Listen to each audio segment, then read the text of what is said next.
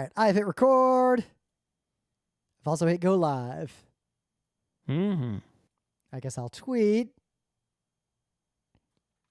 Now. Go, go, go. And yeah, we're good to go.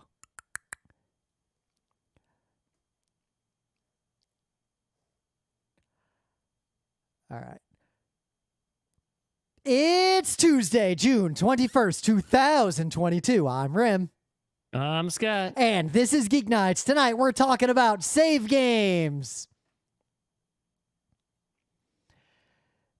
So, that Stanley Cup is a little bit of a roller coaster right now in this final round. Oh, I thought it was a sure thing for Colorado, but I guess not after yesterday. In game one, I still thought it was a sure thing, but I figured it might be like they're all kind of close games. Game two, if I were a more impulsive and less wise person, I would have been going down to one of those sports betting places and throwing my fortune at Colorado. I mean, you know, I wouldn't ever bet on a sports, but I was brave enough to tweet with a broom emoji in it after when only half a broom existed. I mean, but I guess goodbye broom. The broom is gone. No more broom. So the all I can say is that the Rangers ended at a good point. They made it to the conference finals. I was really happy with that. Like, that was a fun time. But I am almost glad that the Rangers do not have to be sacrificed against the Avalanche, because that second game was... we saw the Rangers did nothing against, you know, they were complete garbage against Colorado during the regular season. Yep. They just got destroyed by them utterly. And it's like, all right, well, why would you even, we don't need to play them again to know that we can't beat them. Yeah, but the Lightning, the games were moderately close and there was some back and forth, but the Lightning were clearly the superior team in the end. And then to see that team lose to the Avalanche 0-7 in a Stanley Cup final game was phenomenal. And then to have that almost completely reversed in the next game at home. The best was at the end of the game, there was an interview with, I think, Stamkos, and the question was just like, what happened? And he was like, we play well in front of our fans. Like, what do you want me to say? It's like, I don't know, there must be some kind of home ice thing going on these playoffs, more than I've ever seen it before. Well, Carolina, they're a home team anyway. Like, even regular season, they tend to lose away and win at home. That's just apparently been their thing for a long time. I don't know what's up. I'm just something up with it right this season with teams, winning at home. But you look, it's like, I think. First of all, Colorado has home ice advantage in the series, and second of all, that has never Colorado been did better in Tampa than Tampa did in Colorado. I want to say I saw statistics that if you get to a game 7, home ice advantage is basically negligible, but it can be those same statistics, but but it can be really strong before that point. Anyway. Yeah, but I was gonna write off that game and just like bug you guys to play Turtles, but then the Lightning kept scoring, and I felt like I had to watch it. And if I'm not in it, I don't need to watch unless the cup is there, right? At some point there'll be games where the cup could come out. Yeah, and then there can be no more than 1, 2, 3, 4, 5 more games. I've lost enough time the past few months to hockey. I know I got to use my time for other things, reading comics, working on GeekNights website. Never mind all the money. Biking. Though at least I think back, because I've paid you all but the last like 500-ish bucks of the hockey money through Apple Pay. Oh, you have to figure that out. Yep, I got one more payment I got to make, and I think I'm past the reset point on the money limit to you. I also realized why it blocked me extra, because I'd already sent you a bunch of money for the other thing that same week. But anyway, I think back about how much money I spent on the hockey games that me and Emily used, and then I think about how much hockey enjoyment I got over the last year-ish, and it feels like the right amount of money. I got about the enjoyment I expected from that amount of money. No, that's because we paid face value and not resale value. Yep. I mean, I looked at what those tickets cost on StubHub because I thought about a game we didn't have tickets to. Wonder if I could just get a couple tickets, maybe even get a slightly better ticket. And they weren't just this was more like what 3080s cost at the height of crypto bullshit prices. Yeah. I got props actually to the teams, to the fact that there is a way to buy the tickets at MSRP. Somebody gets to buy them at MSRP. They could just auction them off and make a fortune, Sure. but they don't. So speaking of tickets, speaking of auctions, speaking of things that used to always sell out in the news, PAX West badges are live. So if you intend to go to PAX West, they're live. It is notable that nothing is sold out. They are not at all sold out because we're still in the middle of a global pandemic. People have not rushed back to PAXs and other conventions. I mean, there's too many factors here, right? There's obviously safety is still a factor. Yep. Right? Somebody died at the last PAX East. We don't need to have this PAX is not something worth sacrificing literally any human life on the entire face of the earth. If it's still going to be a risk of somebody dying, there's no reason to have a PAX. It's not worth it, right? That is right. So, but two, that's A. The economy is in free fall, and a lot of people who might otherwise decide to go to cons anyway. This isn't just PAX. This is across the board. This even includes vacations. Like, I got a beach house for us and our friends for later in the summer, and there were way more openings than there typically are because people are canceling. The economy is going to be a big problem for a lot of people. All right, well, that's an issue, right? Yep. Not to mention, it's not just the economy of people not having money. It's the economy of, like, the plane ticket prices are way up. Yep, well, prices across the board. I don't know what the hotel prices are, but but at least Seattle isn't necessarily cheap. Some good news. A lot of other cons have dropped various mask and vaccine requirements, and at least now, and I trust that PAX won't renege on this like certain other cons did and basically destroyed themselves. They have the official statement on the badge buying thing is that they're still going to check full vaccination status. They're still going to require masks at all times. They're not changing any of their policies at all.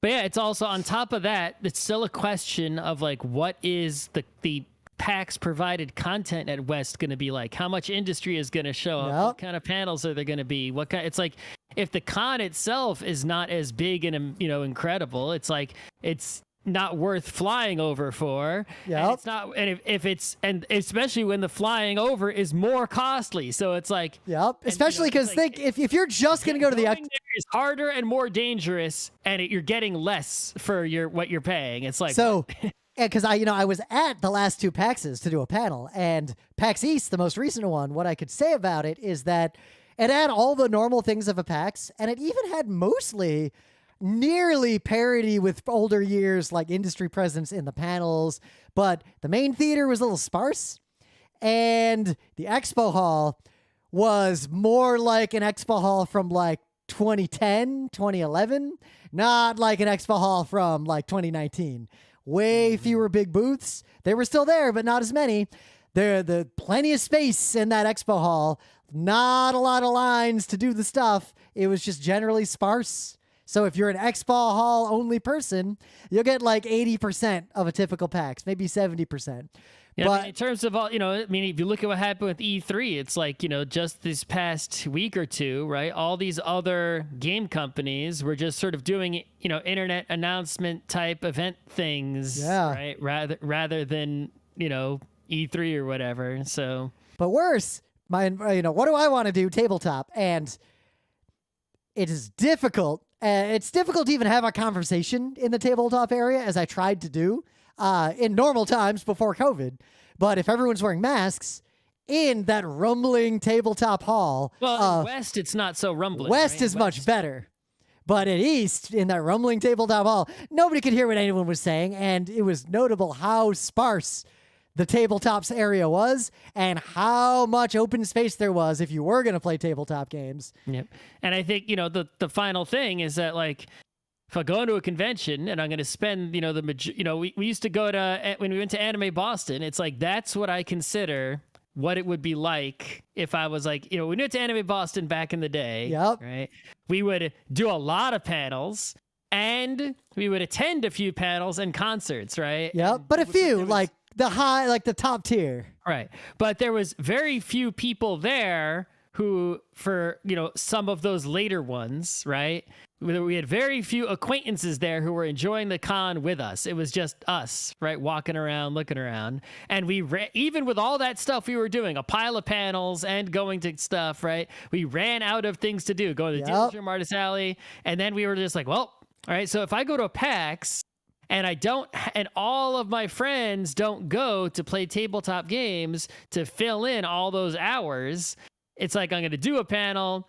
I'm going to go to panels, even if I enforced. Emily and I saw everything at PAX East in about an hour and a half. Right. Even if I enforced to eat up additional hours, right, and went to some panels that were like on my maybe list, it's like there would end up being a lot of time where I'm just like sitting around waiting because I don't have a bunch of friends also there to play a constant flood of tabletop games. Yep, at a normal PAX, pick any hour the con's open. If I go to tabletop, I will find at least one person I know who will want to play a tabletop game right then and there. So if the crew is not there, it's like, well, it's like that's a lot of, I spent a lot of effort, money, time traveling to go to a thing, to spend a lot of time sitting there. It's like, it's not happening. Right? Yep. So, so I will very likely be there doing a couple of panels because I have some business reasons to be out there anyway. Emily will likely also be on at least one panel or helping coordinate one, TBD on all that. But we'll be out there, but we're not going to stick around to like hang out or play games. So if you're there, maybe we can say hi, but we're pretty much just going to be doing business and then GTFO. Mm-hmm.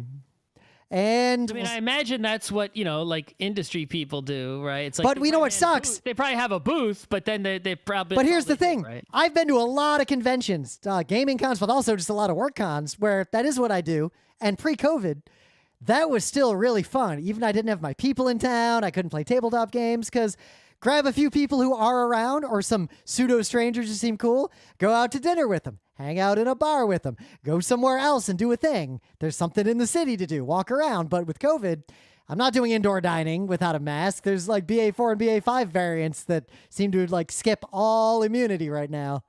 I stopped paying attention. I just look at the number and I'm like, still too big. Yep. That's all I do. So you don't even get the fun of like being there as an industry person because when I travel for work, a lot of the fun I have is lavish dinners on the company dime and not really doing that in a COVID era, like unless there's outdoor seating.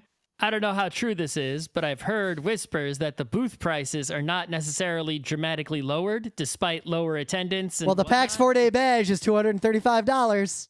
Right. It's like if there's less people at the con and the con is less happening, it's like you have to lower the expo booth price. It's like you can't, keep it high, even though there's inflation or whatever. And that means prices go up. It's like, but the value of that good specifically is down. I still don't think PAXs are going to be. Even if the value of money is less, the value of the good is also less. I think cons like this in general, we'll see what happens next year. But until we're at a point where they generally go unmasked and people are, as an aggregate. And it's right to do so. Yep. And as an aggregate, people are comfortable with that and accept that. Cons are not going to be back to normal. And I don't think 2023 they're going to be back to normal either, to be honest. If the booth price went down, though, then I could consider getting a tiny booth at a con where all my friends were not there because I would have this booth to enjoy the con with. Yeah. Right? I had a good time that one Otakon where we had an artist alley table for Geek Nights. Well, I think we would do a much better job if we had a booth now. Oh yeah, we were dumb idiot babies back then. We had no idea what we were doing. Yeah. Though we made a shit ton of money selling those T-shirts. Anyway, relative to how much money I had at the time, that was a pretty good stack of cash. Oh, okay. Anyway. Also, the profit margin on those old Geek Nights T-shirts, because I got them screen printed direct, I paid like $1.80 per shirt, and we were selling it for $20, and I sold like a couple hundred of them. That was a good amount of money. Anyway. So, other news, Street Fighter 6 is announced. It's coming at some point, right? And there's a lot of stuff going on with it. Yep.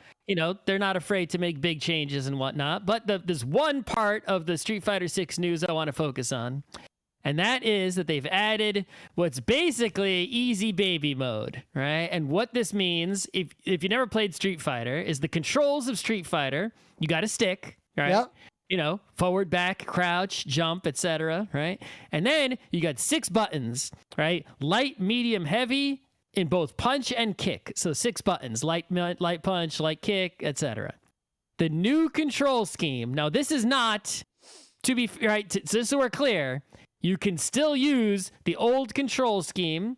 I'm 100% confident that in any competitive scene and in any professional player and any seriously competitive player, they will still be using the original control scheme, and it will still work as it always did. And they might not even let you use the easy one in tournaments. Probably I also definitely won't. Based on what I've learned about it so far, I suspect even if tournaments did, if you are not great at Street Fighter and you try to use the modern control type, you will still get crushed fighting with Classic. I assume the modern control type, it basically, even if you use it, it seems just worse than using the correct or traditional control map, right? But easier and more accessible for the player and people like me who are preternaturally terrible at all fighting games except Bushido Blade 2 and Soul Calibur 2, but even Soul Calibur only if I'm playing Voldo.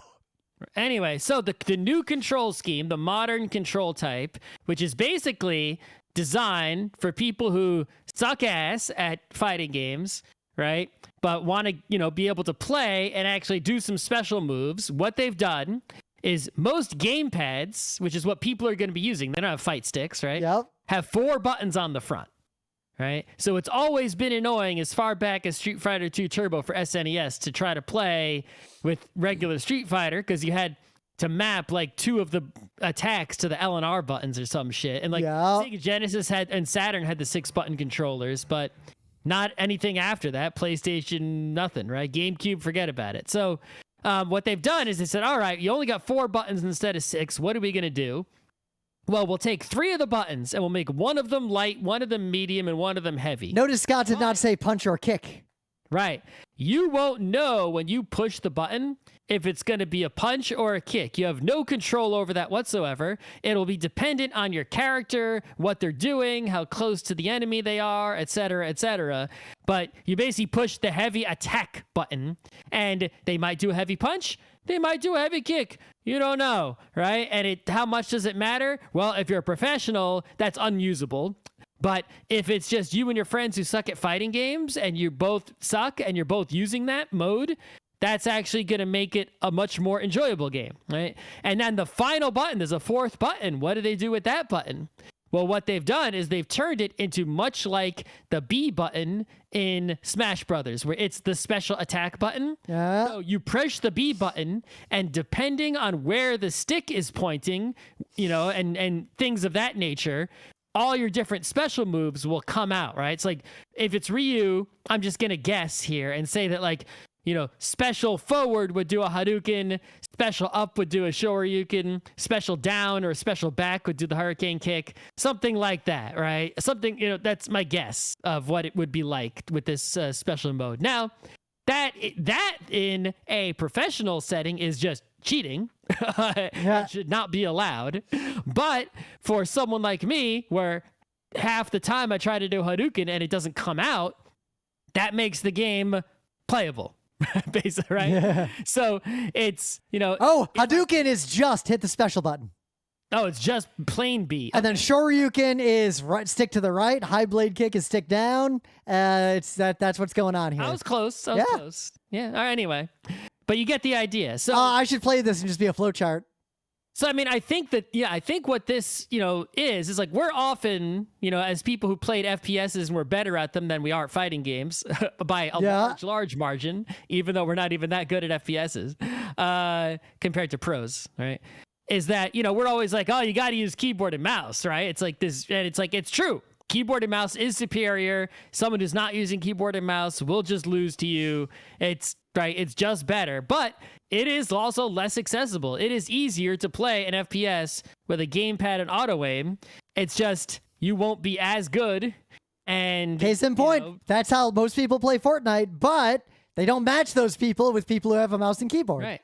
So, while I would never, argue that like, oh, the gamepad way is better or the right way or anything like that, I've also never gonna say that it shouldn't exist. Like, it's like, let the other people who are not as good, not mouse and keyboard people, don't have PCs or whatever, let them have access to these games maybe that's how they find out that they enjoyed them so much, and then we'll exactly. Then they say enter the competitive scene, or if they don't enter the competitive scene, okay, well, they're going to be playing perfectly happily in their non-competitive scene with other people just like themselves.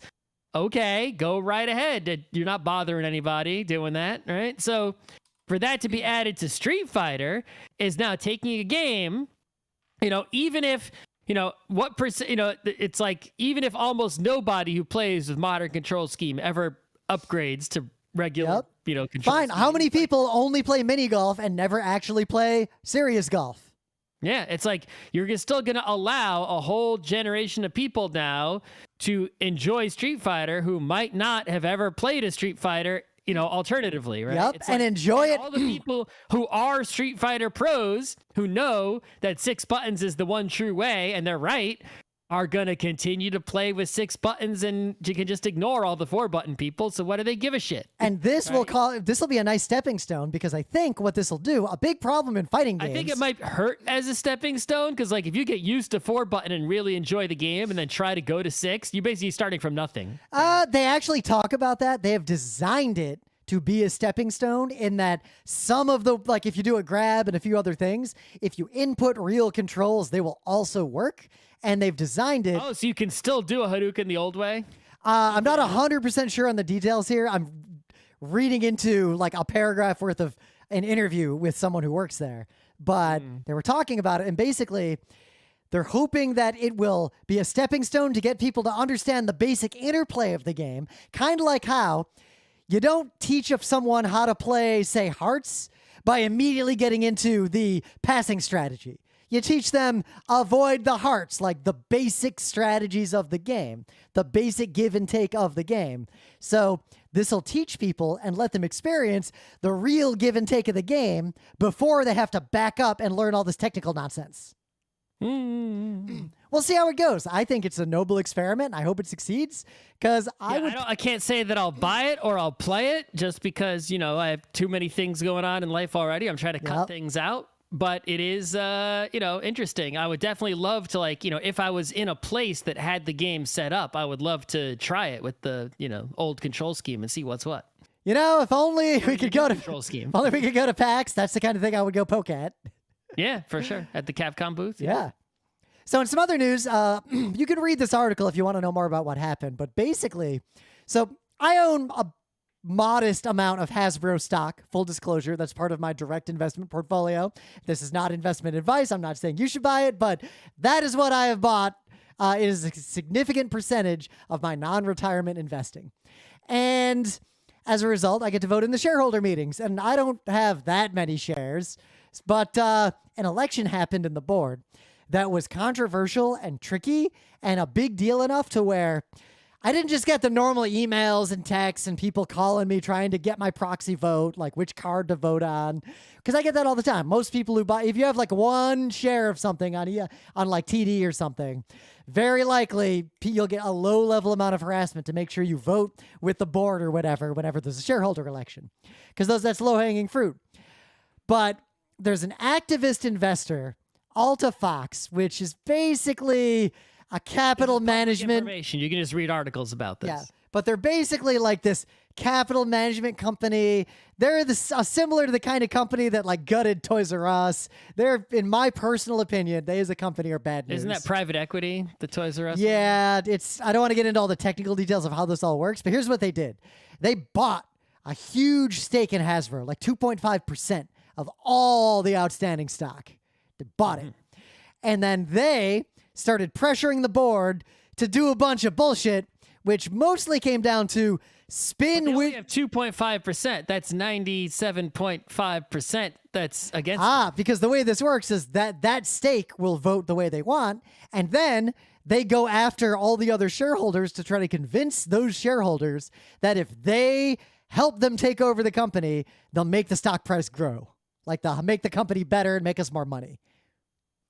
And they basically proposed this weird nonsense about taking Wizards of the Coast, splitting it off into its own company, and radically restructuring how Hasbro works. I have noticed a lot of companies splitting things off lately, right? You had AT&T split off WB, and just like today or the other day, Kellogg's split off their cereal from everything else that Kellogg's owns. So there must be some thing that's happening that's causing these split offs like to happen for some reason. So in my personal experience, not speaking to any particular split up, I'm going to be very clear about that. Usually what's going on is in a tight economy, the split lines will be along, some of the bits will be likely very profitable, and some of the bits are very risky, and the smart people or the well-connected people are all going to stick with the bits that are likely to make money, and it's a way to basically quietly get rid of the stuff that isn't that profitable or that you're a little worried about. Also get rid of your low-performing employees at the same time without actually firing them. That kind of conversation is not uncommon, is what I'm going to say. But there are a lot of other reasons this could happen. You might want to split one off because you want to sell it because you think the market will give you more money than it's worth, or you want that money to do something else with one of your other divisions. There's a lot of ways this could go. But long story short, they failed, obviously, this company. They did not succeed. But they were trying to take advantage of some turmoil in the board of directors of Hasbro around someone dying, someone leaving, the stock not growing that much. And Hasbro's board was like, look, we know toys. We know what we're doing. Yeah, the stock hasn't grown. Dipshits, we pay dividends. We pay dividends. They're good dividends. God damn it. I'm obviously paraphrasing and putting words in their mouths, but that's basically what they said. And they issued a statement that was like, look, kind of like in The Simpsons, when you could vote for Homer to be the trash commissioner or the guy who knew what he was doing. They were like, look, if you want Hasbro to keep doing what it's been doing and not fuck up, vote for the existing board. But if you want these jackasses to ruin everything, by all means. And these jackasses went so far, they were really trying to make this happen. They were calling my relatives. They called Emily's mom on her landline. They called my father. They tried to call my dead grandfather. They were going after people associated with me in any way because I had not yet voted. So I figured out which side was doing this, and it was the dipshit Alta Fox people. So I pointedly voted against them, irrespective of everything else. So yeah, it's one of those rare cases. Usually when I have a vote, it's like, for a stock thing. I have so few shares, it doesn't mean anything. Yep. But I always vote against usually what the board wants, because the board is usually old white capitalist dudes. Same. Yeah, usually I vote against a lot of the board things because I want younger people to be in charge of these companies. Yep. But it's a rare instance, I guess, where it's like, okay, there is something worse than...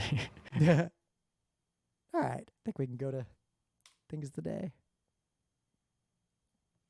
But anyway, Things of the Day. So I fell in love with this channel, and it's basically this guy whose job is to go around, I think Berlin, so he's in Germany, unclogging stormwater gullies and storm drains and didn't we do a Thing of the Day on a guy like this already? But that guy is different. That guy was like culverts, and it seems like he's more of a hobbyist. Like some of them, he just finds one and does it because he wants to see it happen. Right. Yeah, he's just doing it on his own. Yep. This is a very different type of video. This video, it's a half hour long. This is start to finish what it looks like. One, if you're doing labor in a reasonable, relatively socialist country that respects the dignity of your labor and pays people a reasonable wage to do very critical work that is usually ignored by tech people. And two, someone who clearly very much cares about his job. And over this half hour, you see exactly what it takes to unclog a stormwater gully that has gotten some roots in it. And you see the entire process in real time, and it is fascinating. Also, Berlin's civic infrastructure is so nice compared to anything I have ever seen in America that I weep. I mean, yeah. And it is so satisfying when he finally gets those roots out of there and you see the water flowing through the gully again. I mean, I think that's the real key with these videos is the satisfying part, right? Where it's like, it's like, but the process is on this one is good too, because the satisfying part, it is 27 minutes of just edging and waiting for it. And at the very end, you get it. But at several points as you're watching, you might think, like I did, why doesn't he just do X? You're watching him, you're like, it seems like he's moving really slow. Just fucking go for it. But then a little while later, he'll get to the next step of the process, like he'll remove something, and then you'll see, oh, if I had tried to unblock this, I would have just broken a bunch of shit because I didn't know what I was doing. There is a lot of skill and knowledge that's required for this. Yeah. So what do you got? So, this dude, he, payphones, I think they removed the last public payphones in Manhattan recently. Oh, they did. There was a whole thing about it. You could go. There was a bunch of people watching the ceremony when they pulled it away. Anyway, so at least the last working ones. I've seen some non-working ones about. I know where they are. There's some that have no handles and don't work, obviously, but I've seen them. Anyway, so this dude got a payphone. It's not hard to get one. You go on eBay or whatever and buy one. There's plenty of them, right? You can buy all kinds of old shit like that. And he wanted to hook it up in his house for fun. Now, obviously, he wasn't going to hook it up to the actual landline and fucking call people. It's like, why would you do that? That makes no sense. And also, no one knows that number. And also, what if someone does know that number? Suddenly, his payphone's ringing real loud in your house. You don't want that. What he did is he got a device that seems obvious in retrospect, but I never really thought of it before. But what it is, it's basically just a little box with two, RJ whatever connectors. RJ11, if I recall RJ11. correctly. Yeah, you just plug two phones into it, and guess what? You've now got yourself a 2-telephone phone system. You pick up one phone and it calls the other phone. It's like, you pick up the other phone and it calls the other phone. So you could just have two phones in your house that call each other. Yeah. And so he put the payphone on the wall in like the kitchen or wherever, some kind of living area. And the other end, he got the cool, clear plastic, 90s phone. That phone was so great. Like everyone I knew had that phone. Yeah, he just bought one of those on eBay for a few bucks and put it in his daughter's room. So now a few times a day, the daughter, she's like, a child, picks up the phone and it rings and, dad can get up from work and pick up the phone and his offspring. It's cool because there was in the 70s, late 60s through mid 70s, the thing that was really popular in American house design was intercom systems. There would be intercoms in like every major room of the house. And you could just like call other parts of the house. And that stopped being a thing because in retrospect, it was really silly unless you had a really big house. I mean, I have it. I could it's only useful for talking to the door person and the person who someone's trying to get in the front door. have it too, but you know what it is now? I can just message Emily on Discord on her phone that she's got with her. Like, I have my phone with me no matter what. Taking a shower, the phone's like sitting next to the shower. This person's child is not phone age. But also just the novelty of this.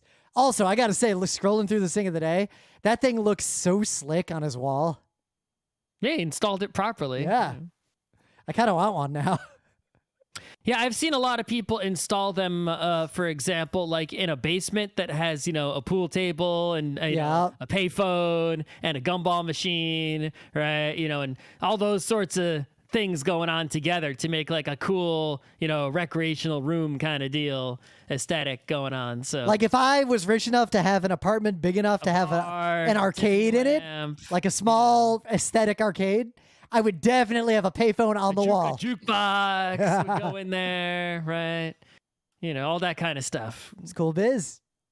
In the meta moment, the GeekNights Book Club book is 9 Fox Gambit. I am more than halfway through the second book in that series. And all I got to say is, you know how many times we read the first book and I give a little warning about the second book? I really like the second book so far. Like, it just keeps going. It picks up seconds after the end of the first book. I imagine that's what was going to happen. But not too far into it, you will encounter first the Incest Twins. Like, that is extremely direct. It is unambiguous. It is just like, by the way, reader, I present this to you. These are two very major characters. You will not be able to get away from them. And this is going to be a thing you're going to have to... They're twins and they fuck each other? Yeah. There's biological twins for the same... One of them is a Hexarch. and one of them is basically the brother who they grew up together as together, and he has gotten plastic surgery to be identical to the Hexarch and acts as his body double, but also they fucking. And everybody knows it, and everybody's cool with it. Oh wait, but they're not actually twins; they're just brothers. They're biological brothers. Okay, and so it's still incest, one of them has been genetically engineered they're to not biological identical twins. No, Okay, it's not. It's still bad, though. It's not the Prince of Nothing situation, but it's there. And two, if you thought the violence that is depicted in the first book was squicky, strap in the second book, because they start going after the Hafen. And as much as you might think from the first book that the Hafen, all right, they're against the Hexarch, so how bad could they be? They are not great. And I'll leave it at that. They are. I thought they were going to be the good democratic people. No, the democratic people are just the heretics on that one fortress. The Hafen have their own motives. The Hexarchs are like, what the fuck is wrong with the Hafens? God damn. Even the Cal. Judeo is, I'm going to quote Judeo. I'm going to spiritually quote Judeo, and also one of the actual Hexarchs. What the fuck is wrong with the Hafen? So the Hexarchs are the Marquis de Cat, but the Hafen they're not the green forest folk. No, they're more like the birds. The birds? Oh, actually, no, they're more like the lizards, I gotta say. The lizard folk? Yeah. Okay. Their technology is gross and terrifying, but oddly compelling. Mm-hmm. But otherwise, the Nine Fox Gambit. What's their calendar look like? No one can figure that out because it's so different. Okay. But basically, sew a 12-year-old child and a bird and some moss together, and then make them play Cat's Cradle, and that's how their calendar technology works. Uh-oh. And I am not being figurative. Uh-oh. But anyway, Non-Fox Gambit is great, and it's the GeekNights Book Club book. The next Thursday show, we're going to do it. However, this coming Thursday, might have to skip the show because the ASIFA, there's an LGBTQ plus film festival, an animation film festival that we used to go to every year during Pride around this time of year. One time. I go every year. All the rest of us go every year. I went to it one time. You're the only one who only went once. The rest of us go every year. It's a thing. How many times is every year? 2 times? 4? I think 4. Okay. It started before then, but I didn't know about it. But it is at like 7 p.m. at that same bar with the outdoor area, and I'll post a link to it. Very, very likely to be there with most of my crew. We'll see if Scott is also there, which means we might have to. I think the weather is going to determine, right? It's going to rain for the next few days. So If it's pouring rain, I might opt out. As much as I love this festival, I don't want to bike in pouring rain. See some good animations the one time I went. So. Yeah. I still think back to that one that was just a collection of the dark network of gay porn that was passed around in the early BBS eras. That was a fascinating film. But otherwise, Scott's been working on the website. We're getting close. It's coming. I don't know. The only con that Geek Nights will have any presence at for the foreseeable future is going to be PAX West, and likely it's going to be just me. And I don't really have anything else. I don't know what we're going to do about MagFest. I feel like it's still going to be too soon to go to a con like that. I am somewhat hopeful for PAX Unplugged. We'll see. See. The thing is, I highly doubt PAX is going to remove the masking requirement, and I can't imagine enough of our friends are going to be excited about getting into an expo hall to play tabletop games in masks versus just gathering at one of our houses that same weekend and playing games comfortably. We'll see. Anyway. A lot of factors there. Let's just dive right into it. Save games. Never talked about this. Thank you, listener, for this good show idea for once, right? You know, the listener most of the time gives episode ideas that I have to shoot down, but occasionally has an amazing show idea and saves us a lot of effort in thinking of a show idea. Good job. Save games. So we often joke, right, because we're so old, to the younger people, right? We say, I got save games older than you, kid. It's like, and like, yeah, I literally have a save game from 1987 that is it is still good because not that long ago I put that Final Fantasy 1 cartridge in and it still worked into a real NES. So video games, right, when they were new, they started out, being, arcade Stateless. machines, oscilloscopes, primitive computers, 70s, 60s, 70s, 80s. And there was no way for those games to save anything other than the high score, right? The high score list. That was it. A very small amount of storage because old computers, right? Right nowadays, we're like blessed with amazing storage capacity, right? We have SSDs, we got big giant magnetic spinning disks that hold terabytes of data. I got a 30 terabyte NAS up above me that I'm looking at right cloud now. Services like S3 that just have a ridiculous petabytes of storage capacity. Right? But in the earliest days of computing, storage was actually the most limited, most expensive, difficult part, right? It's like you would get this computer, it had transistors or vacuum tubes or who knows what. And what kind of storage? A magnetic tape that was really slow and could barely hold anything? Many times, nothing. A lot of early computers. Like a kilobyte. It's like a lot of early computers, you would load programs into it via some means, like a cassette, or more likely a tape with holes in it.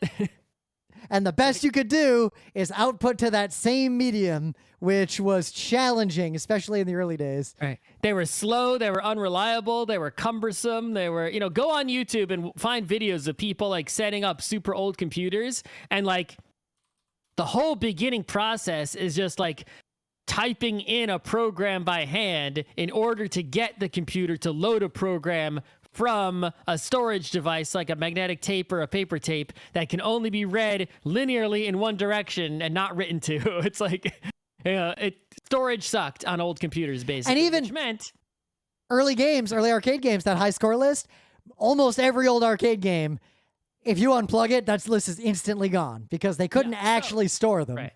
Right. So storage devices were big, loud, cumbersome, slow, and expensive for a long time. And therefore, any game that wanted to save anything would typically use what's known as SRAM, right? Your computers today have DRAM, dynamic RAM, which if you want to know how it works, look it up. But static RAM is basically just flip-flops, right? Which is just a few transistors. If you don't know what those are, there's an ancient episode of GeekNights where we explain what a flip-flop is in basic electronics. You can also go on YouTube and probably find 1,000 videos showing you what a flip-flop is. But the name is descriptive. They can flip and flop between states. One flip-flop is basically a storage device that holds one bit of data, 0 or 1. And it's very small, and you can have a lot of them, and they don't use a lot of electricity. So in the earliest computers, right, flip-flops were basically, the storage device of choice, but there's still RAM. You still have to provide power to keep them on. If the power gets cut, they lose everything. So your RAM and your computer uses actually a surprising amount of power because it is constantly refreshing the data that's in it, or it'll literally disappear. Yeah. But anyway, so the arcade machines and the NES games that had batteries in them and whatnot, they were using SRAM chips to hold some small amount of data in memory and remember it as long as the battery didn't die or the power didn't get cut. And then if the power was lost, that's it. Goodbye, save game, right? The only way to have like a more permanent save game was like the Famicom disk system, or or PC gaming in those early days, and you had disk drives and extra disks to save your save games onto, which were not cheap, were not easy, generally, and it's like that was not for most people. Most people did not experience save games until like the Super Nintendo, the Genesis. Those both had some games also that used batteries and SRAM. So did the GBA, the Game Boy a little bit, but the real save games didn't really come about until PlayStation had memory cards, pretty much, right? Yep. Though there was an era, and when PCs had more hard drives. Yep. Though there was an era with especially cartridges like the NES, there were the games that had the little battery in them. Yeah, and there that's were what I'm saying. That those are SRAM, just same But- as NES, but you couldn't save that much on those, right? It's like the amount of data you could save was very small and very limited. Yep, but Like, case in point, Pokemon for the Game Boy had so much like compression technology going on so that they could actually save your game, and like you could, it could remember what was in the PC and what was in which box in the PC, and you customize the names of your Pokemon, you nickname them. It's like they were pushing it to the limit with that, right? yep, but NES games that did not do it this way had a way to save games by saving them on a physical piece of paper that you as a kid would write down a code of some kind. If you ever used a code to resume your progress on an old video game, that code was just literally what would have been stored into that SRAM if you had that in the chip. So basically, it was getting you as a kid to save the game yourself. Yeah, pretty much. And it's, when the amount of data that was being saved was very small and could be encoded in a clever manner, like the way Mega Man games. I was going to bring up Mega Man because I remember when I figured out how to give myself an E-Tank. Yeah, with the dot grid. Well, yeah. I just had from magazines and friends, I had the codes that took you to Wily with full everything. But yeah, it's like, But think about this. It's interesting because on one hand, a kid playing, you think, well, I saved my game. This is my password. But having more gnosis, you realize that anyone who got the game to that same state would get the same password. It's not saving your game. It is just an encoding of a state of the game. On a philosophical level, save games are just saving the state of a game. And the explosion of storage technology and computing technology got us to a point to where games could have extremely complex and persistent states that were not possible previously. Yeah, I mean, the capacity for saving a game actually created, that technological advancement changed games themselves, right? It's like before, if you couldn't save the game, then basically you had to design a game where every time you played, you were starting from the same place, right? And the game would be enjoyable to replay, even though you were always starting from the same place every single time and redoing whatever it was you were redoing at the beginning every single time. So you wouldn't want to make a game that was, where all the good parts were at the end and no one would ever reach them, or a game with like a lot of stories and chapters, right? I mean, you guess you could let the player just choose their chapter, but it's like that means you're going to have to let someone just start on the last chapter if they want to. Yep. Nothing you could do about it. You guess you could have cheat codes that'll bring up the, various level selects, but that's basically the same thing as a password. So yeah, once save games became a thing and there was more data that was able to be saved, games like Pokemon, all those JRPGs primarily were the first ones, I think, that really took advantage of having a long game, right? Where, you would start and, where you left off, Final Fantasy 1, Yep. right, whatever. Yep. And without that ability to save, those games are unplayable. Nobody is going to beat any of those in one sitting ever, unless they're a complete wacko. Yep, I had a few games I liked as a kid that did not have any saving capacity, and I was never able to beat them until emulators because couldn't sit there that long. Yeah. What are you going to do, pause the game and just leave the NES on, like, all night?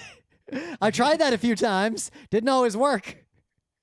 Or even if you could, it's like, okay, but you get to the hard part, you got your one shot at the hard part, you try to do it, you fail, and it's like, okay, well, I just need to practice that hard part a few times, but to get another practice shot, you have to get through the whole game again. It's like, if you can save, at least you can load your save and just keep trying the hard part over and over until you get it and not have to keep redoing all the other parts every single time. Yep. Now, this opened up a lot of the games that we like today, like a game like Civilization. Well, you're going to play that over weeks, possibly. If you couldn't save your game, save the state, it's like game over, literally. Yep. So there's a lot. It's hard to even think, even today, games that, are not in themselves a long game, they still end up having lots of things that you save, right? Unlocked characters, or Well, look at the new Turtles game that we'll talk about in a future setting in a future episode. It has a stateful and a stateless mode. You can play it the normal story mode where you'll unlock stuff and like there's some sort of progression, but you can also put it in arcade mode where it's basically you've got X continues, X lives. It's completely stateless, go nuts. It's just like the old days. And I appreciate that. Game design has changed a lot. And I think there's a lot of things we can talk about in terms of how saving games and save states and all these things can affect game design. For example, a lot of games use the concept of you can only save at certain points, which becomes a checkpointing system in a sense. So like early Final Fantasy games, you'd often have a save point and then an arduous quest, like get into that marsh cave, get the crown, and get back out. And you got to finish that entire quest in one go. If you don't make it out you can't save your game. Yeah, now some of that does, like you just said, stem from, a good or maybe sometimes not so good game design concept, right? Because that adds a sense of peril. Before a boss fight and after a boss fight and whatnot, right? But also in not wanting to let the player, like if you just let them save whenever, well, they might, beat one bad guy, save, jump on a Goomba, save, and like slowly beat the game that way. But they also stem from a technological limitation in that if you let someone just save in any old place, right? It's like, well, that's a lot more data that you have to save in the save file. Like, where did they save? What was the state of the game when they saved, right? By having specific save spots, it's like, okay, you could have these discrete spots where saving happens. You don't need to account for situations where they might save in some weird spot, and you can clearly encode, like, which save spot did they save in? They saved in save spot number 7. It only takes up one space in the memory to figure out where the character should be in the game. If you don't have that, well, now you need to encode the full location of the character. They were in level 7 at this coordinate and this coordinate, right? It might not be that much more data depending on the game, but it could be more, and it was very much at a premium in those early computers, systems, right? Of how much data you could save. So, and nowadays there are basically zero technical limitations on how saving and suspending and all these different things work. So now anything you encounter, except in extremely esoteric situations, are going to be game design decisions. And at this point, the intersection of game design and accessibility and playability becomes a very dynamic and changing and interesting space that there's no way we can fully cover in one episode of Geek Nights. For example, some games, the idea of perma-death, let's forget the history of where it came from. So nowadays, you can make a game where you can save your game, keep going, save your game, go eat dinner, load the save file, play again. But if you die, all those save files get deleted. Because you want the concept of permanent death. Slay the Spire is an example of this. You can stop playing at any time and save your game. Like, if you're busy, house is on fire, you don't keep playing Slay the Spire, like, pause the game, save it, and leave. But you can only load a save file once, effectively. So you can't save the game, try something, fail, go back, load the save file, try it again. Well, except you can, because if not officially, but it's just a file on your computer. You could go and just move the file, copy it, and then copy it back into position. Exactly. Cheat, basically. And as we've always said, unless there's competition involved, there's no such thing as cheating in a single-player game. So play however you want. That's why I do applaud the fact that perma-death type things still exist, because I think they do serve as a very interesting challenge, that an interesting aspect of peril to games. But I like the idea that you can opt out of that. And since you could fuck with the game anyway by hacking it or cheating in some fashion, why not just make it an option that you could turn off in a single player game? And a lot of games do that. Well, that's true. There are some options, especially a permadeath option, that, games will let the player choose, because obviously there's no point in forcing that on someone. If that game is a competitive game with a ladder, you can't do that. Well, maybe it depends, but here's the thing. You could take that argument even further. A save file is just data in a file, right? For example, I loaded up some old gold box D&D games on GOG, right? And it's just the save file is just a fucking file. So, and you're sitting there like rolling your character's stats. I didn't do that. I rolled up characters with random stats. I opened up the save file in a hex editor. Oh, look, suddenly 18 strength, 18 charisma, 18 dexterity. 18. You mean 99 strength, 99 dex as the highest number that would fit in the file without breaking the game. Oh, let me just give myself all the best equipment and a million HP. And it's like, Thank you for saving us, SOH character.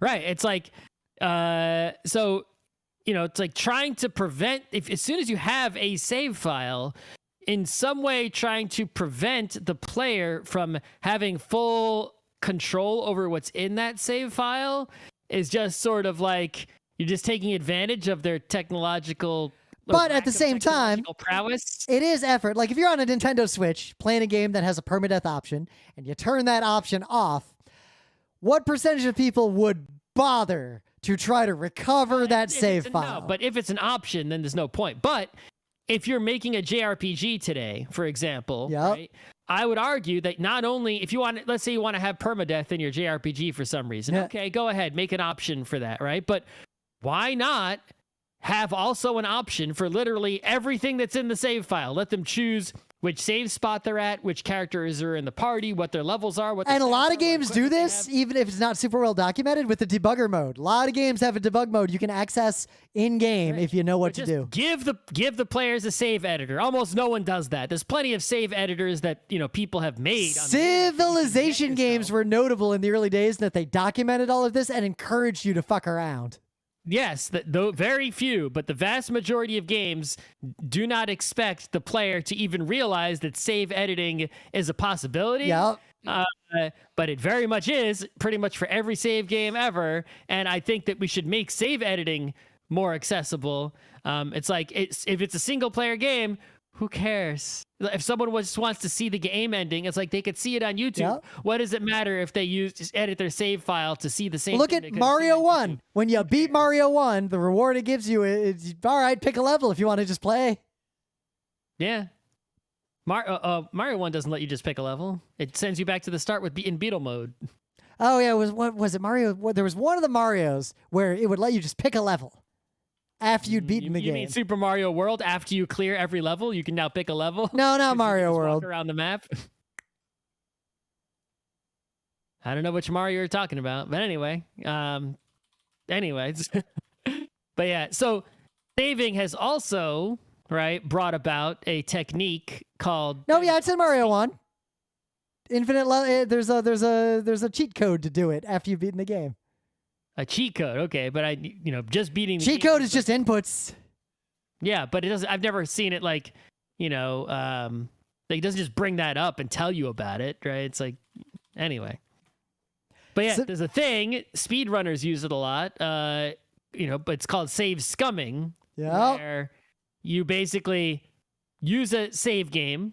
You intentionally save your game, right?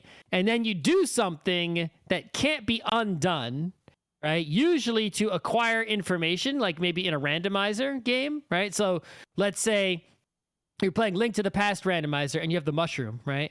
It's like, well, you could use the mushroom to give it what you're supposed to do with the intended use, right? You give it to the witch and you get a random item or, from the witch, right? In Link to the Past. But there is a glitch in Link to the Past randomizer where if you have the mushroom, you can basically do fake powder and go to the magic bat and get the magic bat to give you the magic bat item, even if you don't have the magic powder that you would normally need. There's a trick you can do with the mushroom. Yeah. But if you gave the mushroom to the witch, you can't do that anymore, right? So what you can do is you can save your game, give the mushroom to the witch, see if what the witch gives you is any good. If it is, okay, fine. But if the witch gives you some garbage, just load the save game, undo what you just did, and then go give the mushroom to the magic bat instead. And, right, you're sort of somewhat cheating by saving, but it's part of the game because the other player, you're racing another person who's playing the same game and they can do it too. So it's not cheating. Yep. Well, never mind save states. And it's notable that, that was something that only existed in emulators for the longest time. But like today, on the Switch, if you use the NES or the SNES emulator built in there, you can just rewind time and make save states and all the stuff that emulators used to do. Right. So a save state goes beyond a normal save game, right? Yep. A save game is like the game itself has designed a system for saving specific data to load later. A save state is literally freeze the state, because my computer has so much storage, I'll just freeze the entire emulated computer, right? All of its RAM, all of its everything, and save it to disk and load it up later as if the computer was on the whole time, as if the NES was paused that whole time. And I can have as many of these save states as I want because my hard drive is enormous, and I can load any one of them that I want. And it's like, so any previous game state that I have managed to achieve, I can rewind to that and basically beat any game, right? Like you could play Contra and move forward an inch, save, move forward an inch, save, got hit, load, and you'll eventually beat Contra without dying, even if you suck. Yep. And you know what? This is a perfectly fine way to play, because one of the things that, again, this now becomes purely a game design decision. Some games have a sort of punishment where there are parts of the game that are hard to get to and are themselves hard. So you have to be good enough to get past the hard part, and then you have even fewer attempts at the harder part because you don't always get there. But with save states, beat the hard part, and then just try the harder part over and over and over again. So in a way, save states help players gain mastery of games by letting them micro practice and target the parts of the game they engage with. Whereas in the old days, or games that prevent this or don't include this as a game design aspect, you generally play the early parts of the game more often and the later parts of the game less often and are less good at the later parts. So like, in FTL, you don't fight the mothership that often on the harder modes. Mm-hmm. I mean, I think you'll see, most games these days, the AAA games and whatnot that are long, they don't necessarily have save, because the save state of the game is so much larger because it's a more complex game. You can't load it and save it that quickly like you can with an NES emulator where it'd be like instant. But they'll just let you quick save or full save and just make as many save files as you like and load them however you like. And it's like, go ahead, do whatever, save as much as you want, to get through this game. It's a single player game. You're going to get to the end somehow, right? I used to use save file, like in Half-Life 2, I used saving the game a lot like how I would use my fingers in Choose Your Own Adventure books. I'd see something that obviously looks really dangerous. I'd save my game and go fuck with it, and it kills me. Then I'd load my game and either fuck with it more carefully or not fuck with it. Like, I wonder if that'll kill me if I jump in there. Save game? Yep.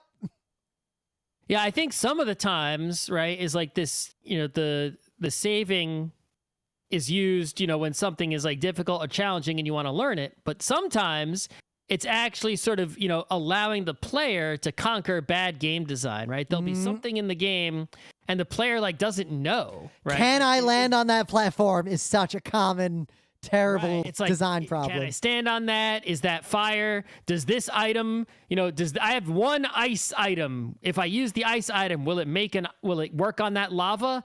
It's like, I've only got one shot. Let me try it. I'll save, try it, and load if it doesn't work, right? Otherwise you try it. It's like, that was your one shot. It's like, God damn it. And I think that's, when you see situations like that in games where the player's knowledge is lacking and they're using saves to overcome that, I think that's a sign of a bad game design. Like, you shouldn't have a situation where a player has to make a decision based on ignorance. The galaxy brain is you design a game around that where the players want to take radical experiments, but you design the game where you don't have to save and load. It handles it more gracefully. Like Prince of Persia pioneered that rewind game design, that game mechanic, the rewind. I'm a big fan of the rewind. Yeah, rewind is good. Yeah. So we've already gone on pretty long, but another aspect is tabletop games. On one hand, they intrinsically save themselves because if you just walk away from the table, barring a little bit of, unless the game is lacking something like a whose turn is it marker, or you have to make sure you leave the game at a defined point where you know where in like the turn order or the states of the game that are not determined by physical components are, then all the rest of the state of a tabletop game is saved by the nature of the fact that it's a tabletop game. But at the same time, that's a lot like RAM in that if something jars the table ever so slightly, it's destroyed and unfixable. We used to, I remember, occasionally take a picture of a game just in case so we could reset it back up. Rarely did we actually reset it back up, but we had the option. The problem is that, even if you save the physical state of a game, saving a tabletop game has this mental state. Well, video game does too, right? It's like Civ games.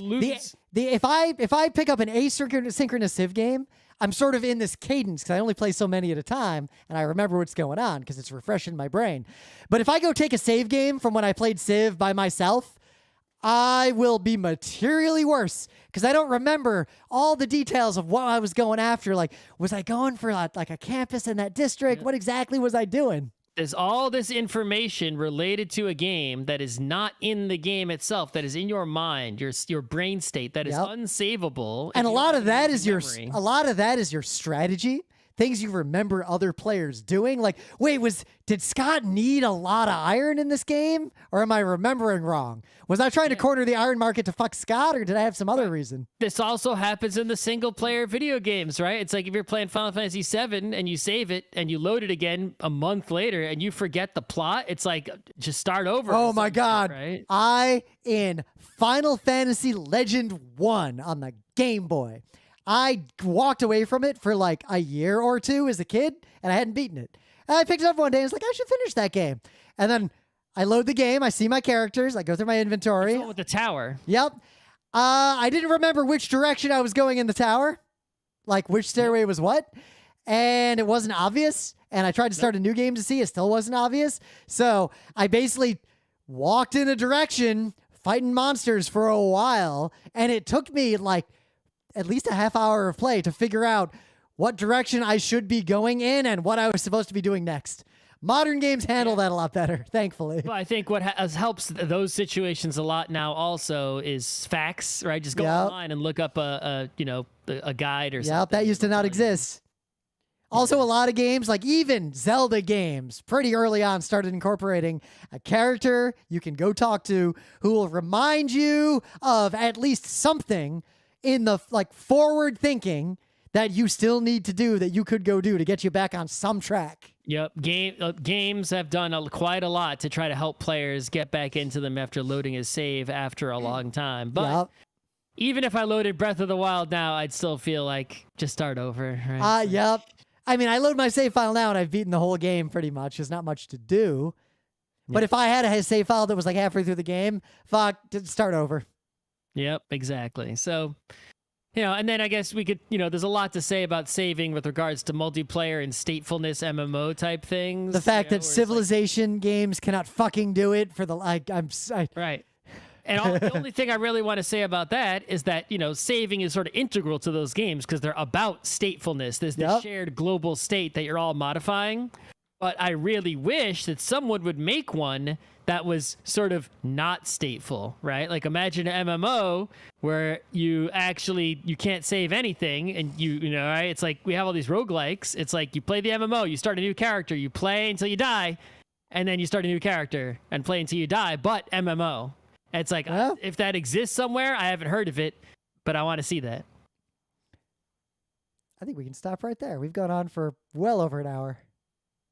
We get some kind of food here. Also, as Frank pointed out,